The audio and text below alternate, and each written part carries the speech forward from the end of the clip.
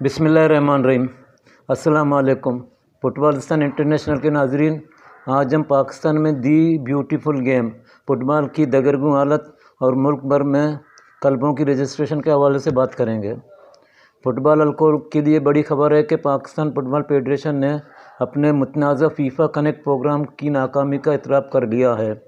اس programme کے تحت 7 ماہ کے طویل وقفے میں NC نے کروڑوں روپے ضائع کیے۔ نتیجہ کیا نکلا؟ 0۔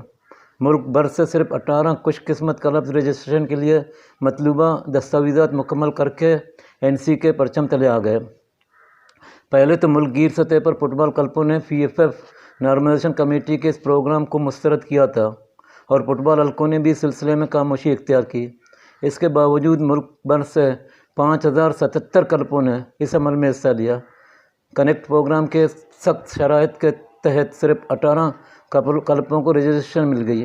اعداد و شمار کے مطابق صرف 178 کلب اپنے آئین کی کاپی فراہم کر سکے۔ اس طرح صرف 142 کلبوں نے اپنے عہدیداروں کی فہرست پیش کی۔ بینک اکاؤنٹ کی شرط مکمل کرنے والے کلبوں کی تعداد 61 ہے۔ پرانے رجسٹریشن کی دستاویزات 80 کلبوں نے فراہم کی۔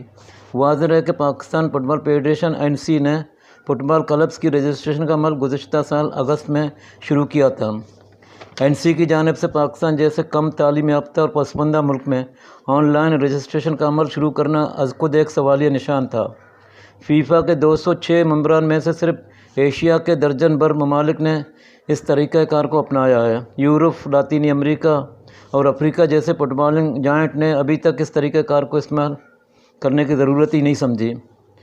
کوئٹہ کے 100 سے زائد کلبوں نے ایک پرہجوم اجلاس میں رجسٹریشن کے عمل کے بائیکاٹ کا اعلان کیا تھا۔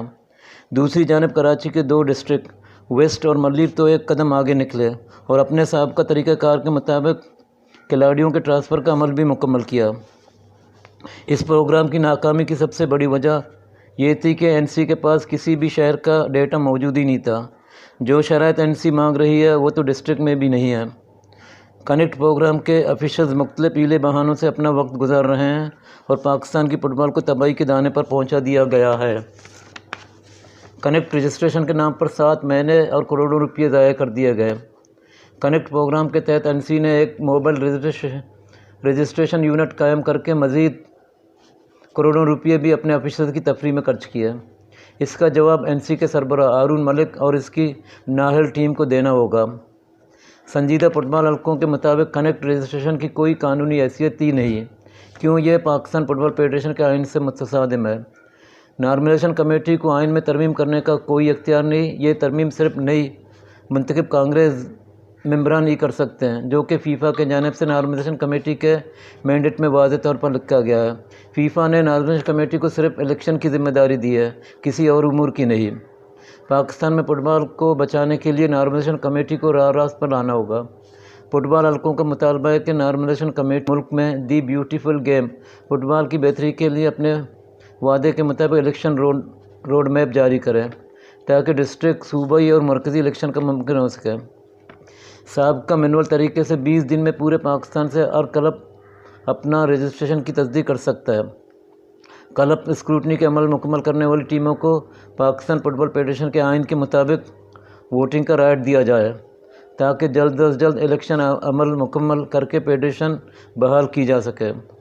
گزشتہ ہفتے NC کے چیئرمین ہارون ملک نے نئے انتخابات کے سلسلے میں جو پالیسی بیان جاری کیا تھا اس کے مطابق آن لائن رجسٹریشن کا الیکشن سے کوئی تعلق نہیں۔ اگر رجسٹریشن کا انتخابی عمل سے کوئی رشتہ نہیں تو فٹ بال کلبوں کو کیوں اذیت دی جا رہی ہے؟ ہارون ملک کو فوری طور پر اسکروٹنی کے اس عمل کو روکنا ہوگا اور انتخابی روڈ میپ پہ عمل کرنا ہوگا۔